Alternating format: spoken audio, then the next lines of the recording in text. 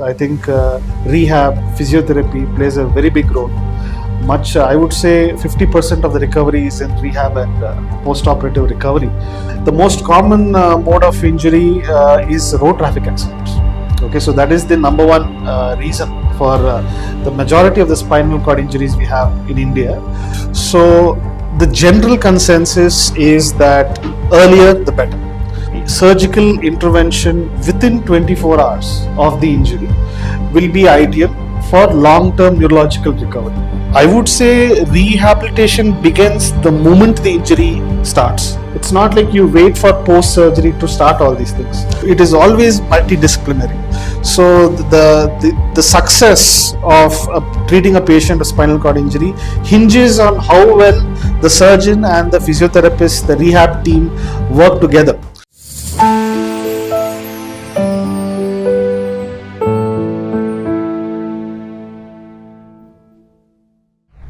We have Dr. Navneet here, our renowned spine surgeon from Bangalore. Welcome to the podcast. Thank you. So we have a few questions to you, where I hope you would answer all of them, and then give us some knowledge about spine surgery, and then further on the rehab part related to spine. Good morning. So I'm happy to be here, associated with HCSO Vistas. So you're doing some really good work in the field of spine surgery, post-op rehabilitation. So it was a very relevant topic what you have chosen, spinal cord injuries. I think rehab, physiotherapy plays a very big role. I would say 50% of the recovery is in rehab and post-operative recovery. So in that way, your center is doing some really good work in that field. So I think it is a very relevant topic that we're talking today. So I'm happy to answer the questions. Thanks for coming, and these are the questions. I'll be going one by one. Yeah. What are the most common causes of spinal cord injuries you encounter in your practice? Okay, so good question. So in my practice, if I were to include even my days of my fellowship, so my fellowship I did it in Srinagar, Jammu Kashmir. So it was a 2-year fellowship there, and it was in a government hospital. So there, what I saw, okay, and it is true, the statistics are more towards fall from height. That was the most common cause for injuries for the patients I saw there during my fellowship. Now that statistic is not applicable to the rest of India. Okay, because in the rest of India, even now when I came back to Bangalore and I started my practice, the most common mode of injury is road traffic accidents. Okay, so that is the number one reason for the majority of the spinal cord injuries we have in India. During my fellowship, so in Srinagar, the population there is heavily dependent on export and trade. So there's a lot of walnut trade. So these are very tall trees. So we used to have youngsters climbing the trees without proper safety equipment. So they will invariably they will fall from heights and they will fracture their spine. Some very horrible injuries I was seeing. But in a city like Bangalore or any 3-tier city for that matter, fall from height is not very common, because nowadays we do have a lot of construction work in the city, but usually the owners ensure that the workers have good safety equipment. So that way, that instance is less. But there is still widespread disregard to traffic rules, overspeeding, lack of wearing simple helmets. So this has led to increased risk of spinal cord injuries from road traffic accidents. So I think that would be the number one reason in my practice. Yeah, rightly said, because Bangalore city, we know it's more of RTAs which we encounter. So we are famous for our traffic. Okay. So that is the most important contributor to this public health issue. Okay. Yeah. So for the second question, how soon after injury should surgical intervention ideally be done, and how does timing affect recovery? Okay, this is a very good question. So the general consensus is that earlier the better. So how early? So there are many papers which state that surgical intervention within 24 hours of the injury will be ideal for long-term neurological recovery. So this is a very blanket statement, but we know that there are many types of spinal cord injuries. So if we start classifying them, okay, so the two most common types of spinal cord injuries we have is the complete spinal cord injury and the incomplete spinal cord injuries. So we use something called ASIA classification system. So ASIA is an acronym. ASIA stands for American Spine Injury Association. So the moment the patient presents to us at whichever stage they are, when they present to us, the first thing an ER personnel or a spine surgeon would do is to find if it is a complete injury or an incomplete cord injury. So first things first, even before that, we need to know if the patient is in spinal shock. Okay. So we check the patient's BCR, bulbocavernous reflex, and anal wink. If they are intact, we know the patient is not in spinal shock. Then we can proceed to check if he is in complete or incomplete cord injury. So how do you do that? We have to check the patient's perineum. We have to check for two things. So one is the sensations around his anus. Secondly is rectal sphincter. Is it contractile? Does it have its tone or is it lax? So if the sensations are intact and if the tone, anal sphincter tone is intact, then it is called an incomplete cord injury. Okay, which is good news for the patient. But if they are both lost, we call that complete cord injury. Now, obviously, in complete cord injury, the prognosis is bad. It is unlikely the patient will ever have a normal walking style, or I mean, he will all most likely be wheelchair bound, or probably he may walk with some exoskeleton support or some robotic support, but he may never be able to independently walk on his own. So that is what it signifies right there. So there are further studies which have been done to see how surgical timing affects a complete cord injury patient and an incomplete cord injury patient. So what has been found is that early intervention is particularly important in incomplete cord injury patients, because in these patients there is still something to be lost. There is still some viable neurological function which you can save. Whereas in complete cord injury patients, it is found that even you do a little later or early intervention, the long-term neurological outcome, there is no statistical significant difference between early and late in complete cord injury patients. So that is a bit of a complex answer to your question. But in general, we believe that early intervention is best. And there are some papers which say that ultra early, that is within 12 hours of injury, is even better.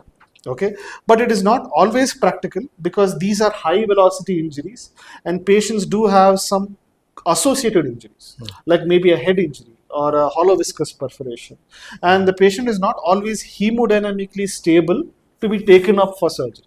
Okay, you may hurry up and rush him to the OT, but you may lose him on table. Okay, so sometimes optimization is very important. Hemodynamic stabilization is important before you rush him to the OT. But in general, yeah, early intervention is much better than late. Yeah.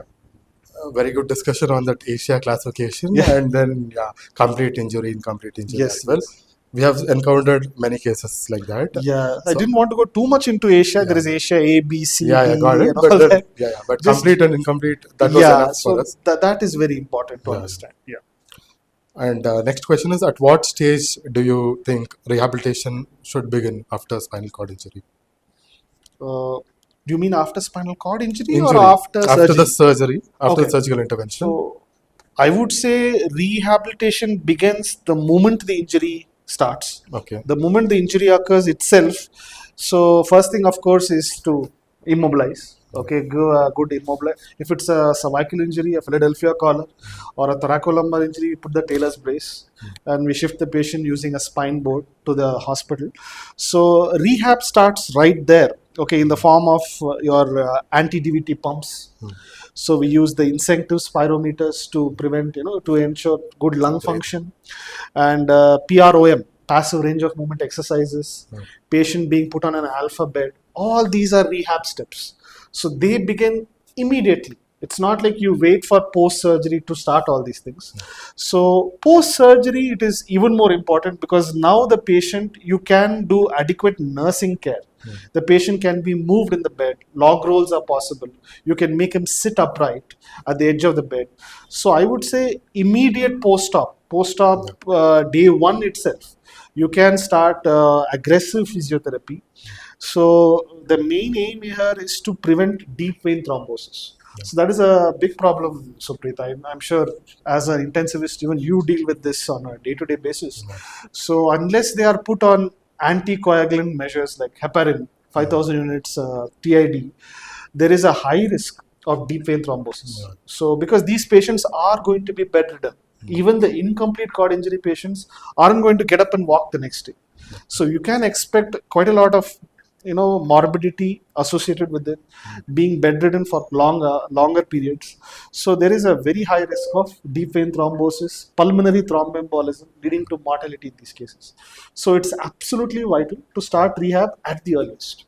So even post surgery, it will be day one, but I would say start it even before surgery. Yeah. Okay, start PROM and your anti-DVT pumps. Everything can be started as soon as the patient is admitted in the hospital.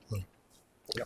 Rightly said, because people should know all this so that they Exactly. can start their rehab Exactly. as early as possible. Yes, yes. Because we've had patients who are purely, I mean, I wouldn't say patients, rather the healthcare center is wrongly purely focused on the injury and how to address that.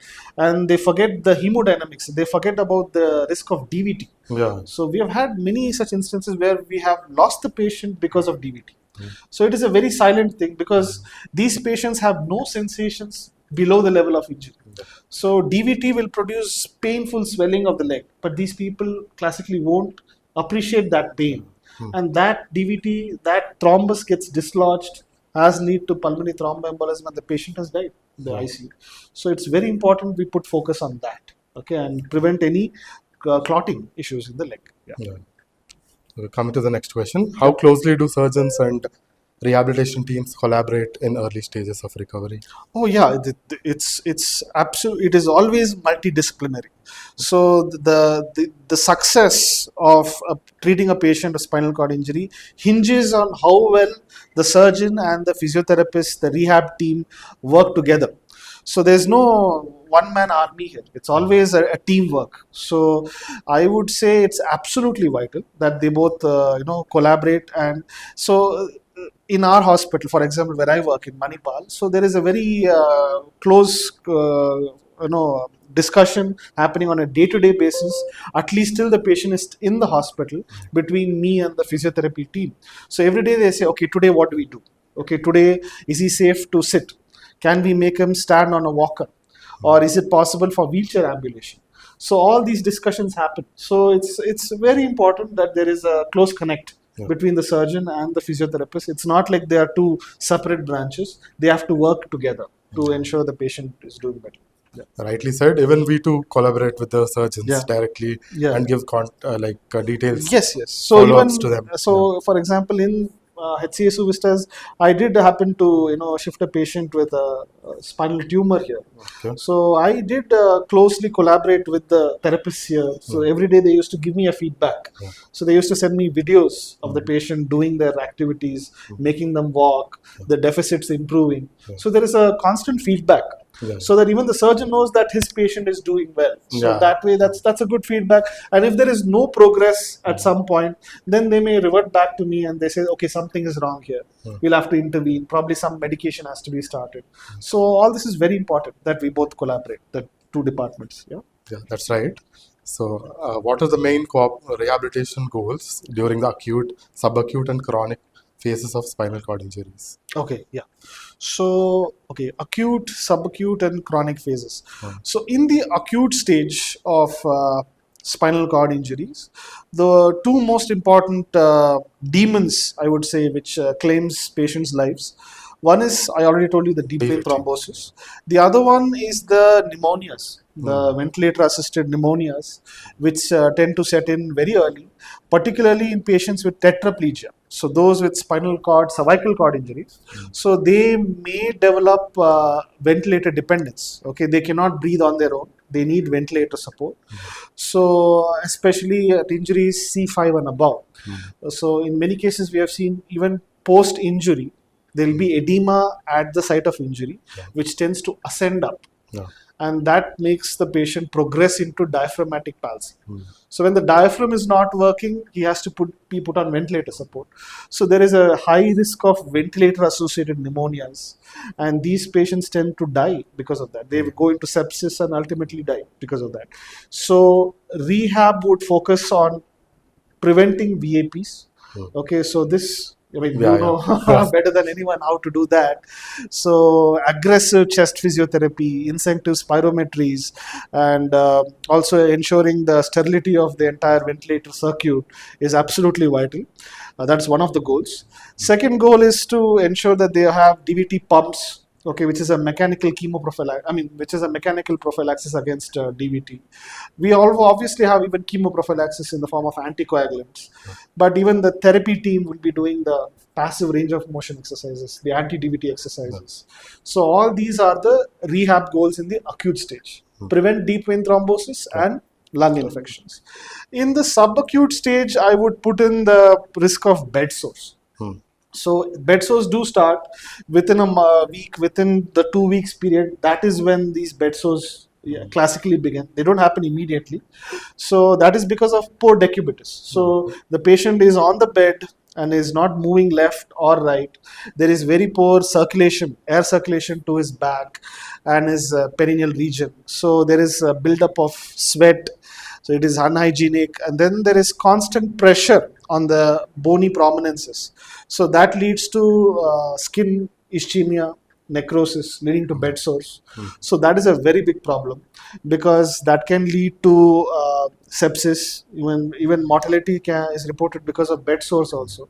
Because so that is where the plastic surgeons come in to treat the bed sores. But I would say prevention is better than cure. We can very easily prevent this by using a good alpha bed or a water bed, and regular decubitus change of the patient, regularly changing his position. This is of course after surgery, not before intervention. We have to stabilize the spine, then we can do these things to prevent. So that would be the rehab goal during the subacute stage. Chronic stages, we are mainly dealing with muscle atrophy, joint contractures. So this is injured, and of course even neurogenic bladder. So they are usually catheterized. The patient cannot pass urine on their own, so they are on long-term catheter support. It's either a silicone catheter or SPC or intermittent drainage with Melitons catheter. So that is one step of rehabilitation. So ensuring that he has good bladder function and even bowel function. He needs some patients may need digital evacuation of his bowels. That is regularly needed, or even repeated enemas may be needed. So that is one thing. Contractures are very effectively dealt with by the physio team.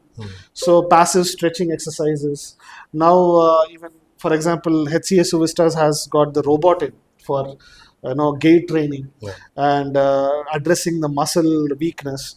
So it goes a long way in fighting contractures. So this robotic rehabilitation is absolutely vital in preventing these things. So when the patient has reached the chronic stage of spinal cord injury, it is good news for him because the risk of mortality is come down. So he has basically crossed the stormy seas. At this stage, we have to aim to get him back to the community, back to his walking. So rehab goals would be to prevent muscle contractures and to ensure good bowel bladder function. So that would be the goals in the chronic stage. Okay. Yeah. So just to summarize, in the acute phase, DVTs and even Lung VAP, infection. lung infection, Yes. and in subacute bed sores, and, Yes. and in chronic phase, neurogenic bladder, Yes. and even Chronic the muscle contractions, joint contractions. Yeah. Okay. So my next question was the same for that. How do you deal with spasticity, neuropathic pain, and pressure sores in rehab phase? Yeah, so I think I've answered it already. Yeah. I think the one thing which we are missing out in the last answer was the neuropathic pain. Yeah. So yeah, neuropathic pain is very troubling in patients with spinal cord injury. It's because of something called glutamate toxicity. So there's a glutamate is a neurotransmitter that is constantly released at the site of the injury, and that tends to cause a lot of irritation, a local inflammation, leads to neuropathic pain. Okay, some call it phantom limb, some call it chronic neuropathic pain, which is quite intractable. So it is not true that patients with cord injuries will permanently have numbness below the level of injury. After the subacute stage, once they reach the chronic stages, they will have very troubling neuropathic pain. And to describe this in more simpler terms, it might be burning sensation, it might be tingling, or some form of pins and needles sensation. So these are chronic pains which are there throughout the day. The patient feels this in different parts of his lower limb, sometimes in the abdomen, and it prevents him from focusing on his physio or doing any you know.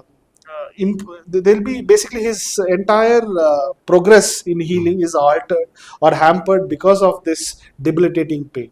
So we have to address that with some form of GABA analogs like pregabalin or gabapentin helps. Uh, in some cases, we also do something called dorsal nerve root lesioning. So where we can deliberately lesion the sensory nerves which are carrying these painful stimulus to the brain. So that would be the last step. Okay. So the first step would be to just give pharmacological agents, give some local steroid blocks to help them, and if it doesn't work, we can always try dorsal nerve root lesion. Apart from that, I think spasticity can be dealt well with muscle relaxant, particularly baclofen works well. So, and of course, even orthotics. Even orthotics will contract by passive stretching of the spasticity. So that also helps. Yeah. Okay. So next question: what are some key milestones you look for in patients' recovery after spinal cord injury? Yes. So the key milestones I look forward to. So we always check the power. So the motor power is what is important for us. Recovery of sensations are important. Okay, they help us in knowing the prognosis that he's moving in the correct direction. But what is more important for a surgeon who's dealing with a spine injury patient is improvement in motor power. Yeah. So we want to see, so like I already mentioned about the Asia grading. So Asia A is the most severe. B, C, D, E, as it goes down, it is less and less severe. So we want to see the patient progress in his Asia grading. Suppose he presents to us with an Asia B grading. We want to see him eventually go into grade C or a grade D. So what is acceptable is at least 2 grades improvement in Asia scoring. So that is what we generally see. And how we do that is by checking the patient's motor power. So as you know, there is a MRC grading system of 0 to 5. So what we are aiming is, suppose the patient has a power of 0 by 5 prior to surgery. After our intervention, we want the power to increase to at least 3 by 5. So 3 by 5 power means that the patient is able to do movements against gravity. So that would mean that the patient is able to ambulate himself without the need of a support by somebody else. He may need, of course, some kind of a walking stick or some kind of an orthotic, but in general, a 3 by 5 power is good. Is good news. So that is what we are looking at. Of course, we are regularly checking the patient for his bladder function. We do the intermittent clamping of the 4D catheter to check if he's having any bladder sensation. So recovery of bladder sensation is also one thing we look for. And then, of course, we check for bed sores. Make sure that there's no bed sores that is developing, regular decubitus change. And we also look for good resolution of any cough he may have. So productive cough is another bad sign. It basically indicates that there is poor lung function. So if there is an improvement in his lung function in the form of resolution of his cough, he's able to breathe better, there is no added sounds on chest auscultation, all these are some of the good signs. So it is more of a holistic approach. I wouldn't say improvement of muscle power is the only criteria. You have to be more holistic, check his bladder function, also check his lung function. So these are all very important for long-term outcome. So these are the things I would see in the early stages for improvement. Yeah. So rightly said, checking on the bladder and even on the muscle power, lung function. Those are all which we do here. No, I'm very happy that Dr. Supreet is here taking the thing, because it becomes a lot easier to discuss this with an intensivist. Because we, like I said, how we closely work with physiotherapists, I also work very closely with the intensivist. In fact, in Manipal, it is more of a closed ICU, I would say. So the intensivist takes complete control of the patient. And they take my opinion for antibiotic therapy and here and there. So intensivist also plays a very important role in checking all these things which are just listed for early recovery. So yeah, I'm sure you know best about these things. Yeah. So coming to the next question, what advancements in spinal cord injury management excite you most, like regenerative medicine, robotics, or neuromodulation? Okay. So yeah, great question. So in the field of surgery, when it comes to surgery, robotics has come a long way. Yeah. So when it comes to spine surgery, there is we have a robot. Okay, so some of the top companies like Medtronic or Globus have designed a very fantastic robot which can help us in putting the pedicle screws. Yeah. So it's purely a trajectory tool which helps us to accurately place the pedicle screws when we are fixing the spine. So spinal cord injuries classically means that there is an instability. The spinal cord is no more stable, and we have to stabilize it surgically by putting in screws, titanium screws. So robotics help us intraoperatively to ensure that the screws are put accurately, so that we get a perfect fixation and stabilization of the spinal cord. So that is in the surgical stage. Post-op in the rehabilitation, robotics has done wonders, I would say, to patients recovering, because it helps a lot in gait training. Yeah. So the moment you put a patient who is a paraplegic on a robot, okay, we put them on the suspended column. We suspend him and we put him on a robotic foot. We attach his. I mean, we basically it's like a sock, right? You put it in, Yeah. and the it's like an exoskeleton which is powered. So it does the work of the nervous system. Okay, it basically mimics normal walking. Now, this is very important in the early stages, in particular, because it brings about an improvement in neuroplasticity. So, this is a very important term which is being discussed in all the forums with respect to spinal cord injury.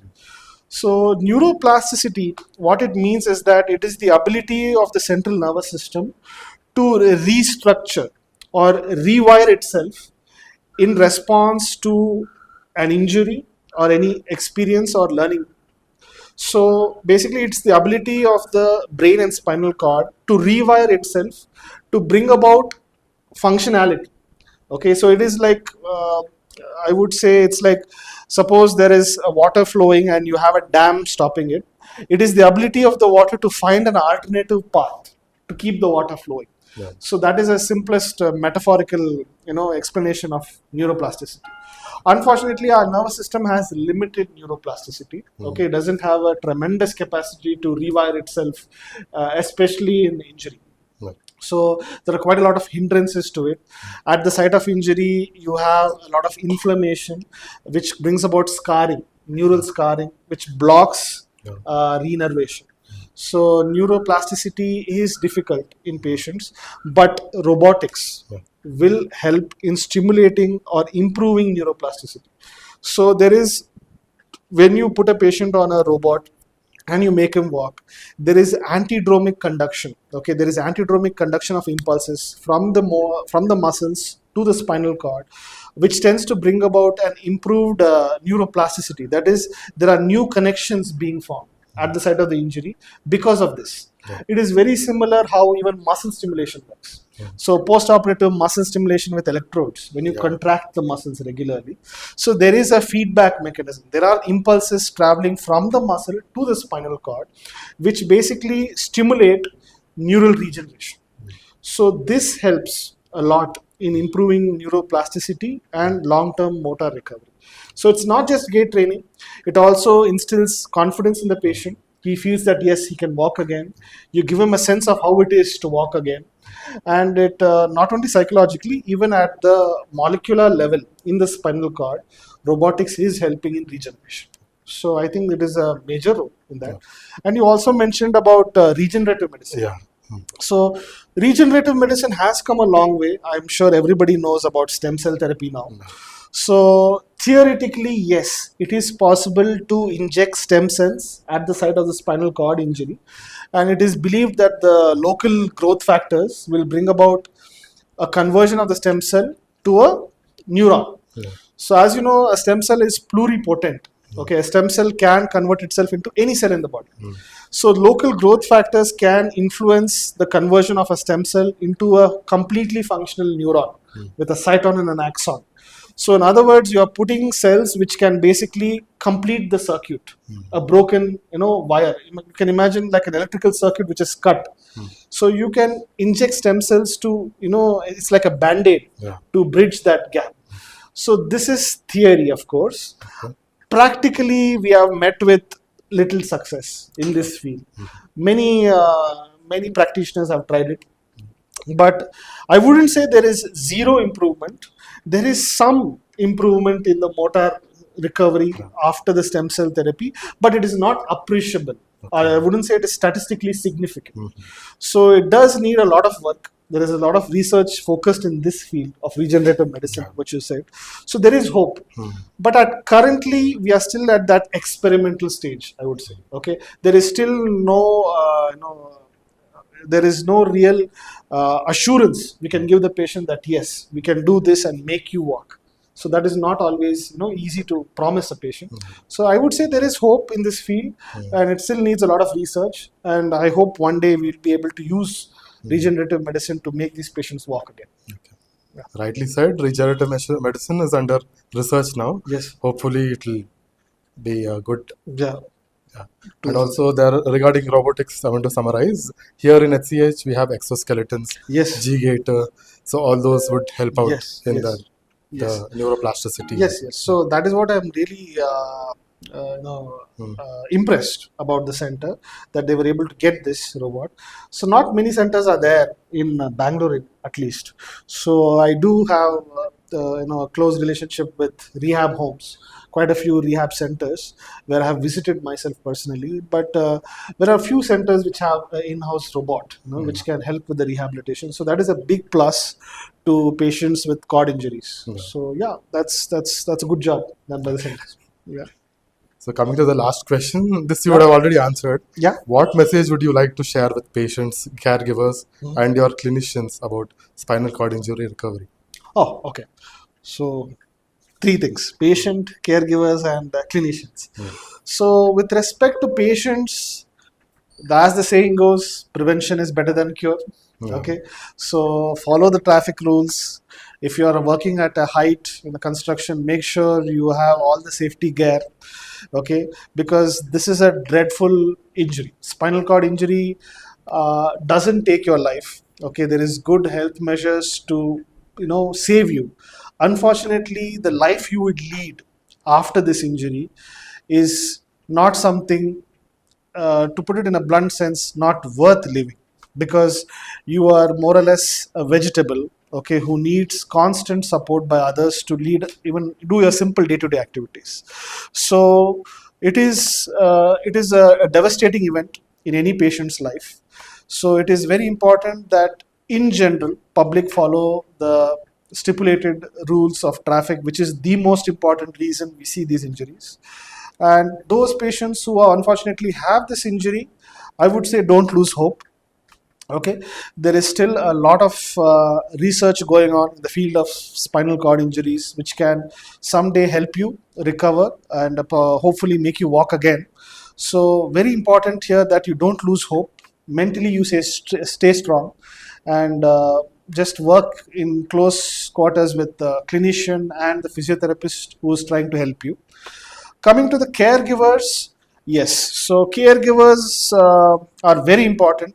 So the whole possibility of a patient surviving the initial phase of a spinal cord injury is dependent on how good his caregivers are, how well he's being taken care of by his immediate next of kin. Okay, be it draining his bladder or regular decubitus change, seeing if he doesn't have a bed sore, regular personal hygiene, wiping the body with basic day-to-day activity, like day-to-day personal hygiene, and ensuring good lung function, ensuring the patient gets good nutrition. These are all some of the important points the caregiver should take care of, and you are very vital. Caregivers are absolutely vital for the survival of the patient. It's not just good outcome. The whole survival depends on how well he's been taken care of at home once he's out of the hospital facility. So the caregivers need good health education. They need to know what a patient can do and what he cannot do, and aspects of his life he needs help, not just short term, it's long term. So, in general, he needs a good, loving family to, he or she needs a good, loving family to ensure there is good physical and emotional support for the patient. With respect to clinicians, I wouldn't address the spine surgeons, they know already what to do. But in general, the other clinicians who are, for example, the ER personnel or the general physicians or the GPs who tend to handle these cases, it is very important that you immobilize the patient and the acute stage when the patient presents to you with adequate orthotic, and always follow evidence based medicine, okay, and transfer him to a higher center where there is a good neurosurgeon or a spine surgeon to take care of the patient.